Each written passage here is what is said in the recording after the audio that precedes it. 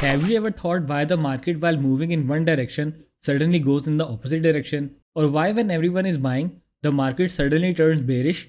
Or why, when everyone is selling, the market suddenly turns bullish? If yes, then this video will clear all your confusion. This video is going to be very interesting and full of information. So make sure to like the video and subscribe to the channel if you are new. And now let's start the video. Friends, this entire game is of smart money. And the most powerful weapon of this game is supply and demand zones. First, let's understand what supply and demand zones actually are. Friends, supply and demand zone are actually those areas where the market changes its direction. This happens because in these areas, large financial institutions like banks and hedge funds place their buy or sell orders in big quantities, due to which the market moves in the opposite direction. A demand zone means an area where buyers did aggressive buying and push the market upwards. Then, when the market comes back to that zone, buying interest can come again and market can go up again. The same scenario applies in a bearish market too, but not every zone is strong. For a powerful supply and demand zone, these three things are necessary. These three things form together a U-shaped structure in the market. In the lagging phase, price suddenly comes down, then after coming down, it consolidates a little, which is called the base. Then comes the leg out phase, where price aggressively moves out of the base upward. This is called drop, base, rally. The most important part here is the leg out. If price leaves from here quickly, creating an FVG, also called imbalance, that means the market has been moved by institutions, because such a big move only comes from institutional power. So it is a strong sign that if the market comes again to this area, you can expect another reaction. So it is safe to enter long in this area. Another important thing, the more times the market retests a zone, the weaker that zone becomes.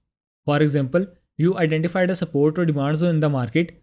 Now if the market touches that zone twice, chances are high that on the third time, there will be again a reaction. But if the market tests a zone 4 or 5 times, then maybe on the 6th or 7th time, there won't be any reaction and the market will break out. So the fewer retests a zone has, the stronger it is considered. Next concept is of proximal and distal lines. These lines help you identify demand or supply zones. The line near to price inside the zone is called proximal line. The far line is called distal line. In a demand zone, the proximal line is at the high of the base and the distal line is at the low of the base. Similarly, in a supply zone, the proximal line is at the low of the base and the distal line is at the high of the base. With the help of these two lines, the zone is formed, and this zone tells you where your focus should be while trading. Hopefully you understood these basics. Now let's talk about how to draw the supply and demand zone. Because unless you learn to draw zones accurately, you will identify zones wrongly, and as a result, you may miss some trades and some trade stop loss can also get hit. So drawing zones accurately is one of the most important things. Now the first question comes, is every rally based drop or drop based rally a zone? The answer is no. That's just textbook logic. Not every such pattern is considered a zone. The first step of drawing a zone accurately is to select the zone area. You only have to focus on those zones which fulfill specific conditions. The first condition is the explosive leg out, meaning after the base, price must exit sharply with big candles and break a prominent imbalance. The more imbalance, the stronger the zone is considered. Next requirement is that your base should be clean, with only 4 to 5 candles. If the base has 8 to 10 candles or overlapping wicks, then that zone is not considered strong. Next requirement is that the market should not have retested the zone before, because if that happens, chances of another reaction from the zone decreases.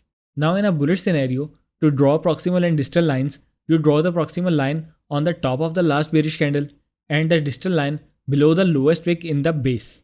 For a high probability setup, it is necessary that you don't rely on just one thing. Pro traders always try to take confirmation from multiple things before entering a trade.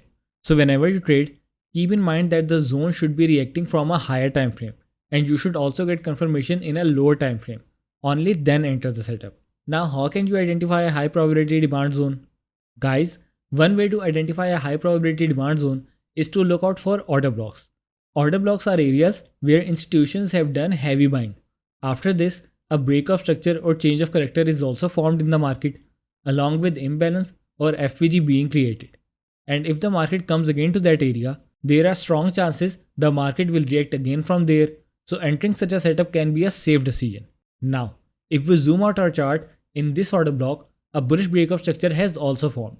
If we want to take an entry here, we will go to a smaller time frame and look for entry. Now we are on our 5-minute time frame, and if you see, the market is making bearish break of structure while going down and has entered our higher time frame order block. Here, we will look for reversal signs, and when we get confirmation, only then we will go long.